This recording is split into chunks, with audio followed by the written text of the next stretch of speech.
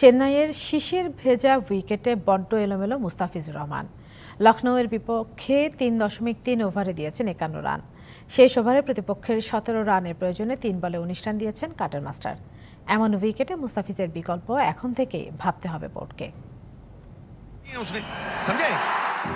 লখনৌর বিপক্ষে পঞ্চম ওভারে বোলিংয়ে এসে প্রথম বলেই ৪-এর মার খেলেন মুস্তাফিজ।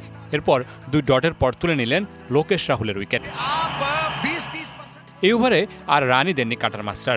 দিনটি মুস্তাফিজময় হতে যাচ্ছে সেটা বাংলাদেশের সমর্থকরা ভাবতেই পারেন, কিন্তু তখনও যে মুদ্রার উল্টো পিঠটা দেখা বাকি।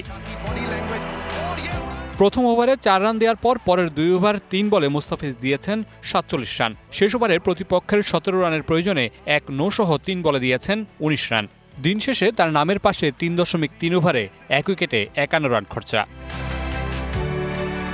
কিন্তু চেন্নাইয়ের চিপক স্টেডিয়ামে ধারাবাহিক মুস্তাফিজ কেন এমন বেধড়ক মার খেলেন? এই মাঠে ৪ ম্যাচ খেলে এই প্রথম কোনো ম্যাচে ৩০-এর বেশি রান দিলেন মুস্তাফিজ।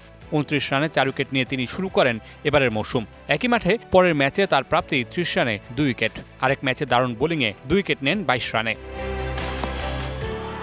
কিন্তু এদিন প্রথম ওভারের পর বড্ড এলোমেলো ছিলেন মুস্তাফিজ। চেন্নাইয়ের চিপকে বল সাধারণত কিছুটা থেমে আসে, সাথে গ্রিপও করে। লখনৌ ম্যাচে শিশিরে ভেজা উইকেট থেকে সহযোগিতা পাননি মুস্তাফিজ, আর তাতেই এলোমেলো এক ফিজের দেখা মিলেছে এই ম্যাচে। উইকেটের অজুহাত দিয়ে লাভ নেই। কাটার আর বল গ্রিপ না করলে বিকল্প অস্ত্র যে ব্যবহার করতে হবে সেটাই যেন নেই ফিজের হাতে। তাই তো স্পোর্টিং উইকেটে মুস্তাফিজকে খুঁজতে হবে বিকল্প কিছু। তা না হলে এমন উইকেটে মুস্তাফিজের বিকল্প খুঁজতে হবে বাংলাদেশ ক্রিকেট বোর্ডকে। Mamunur Rashid, DBC news desk.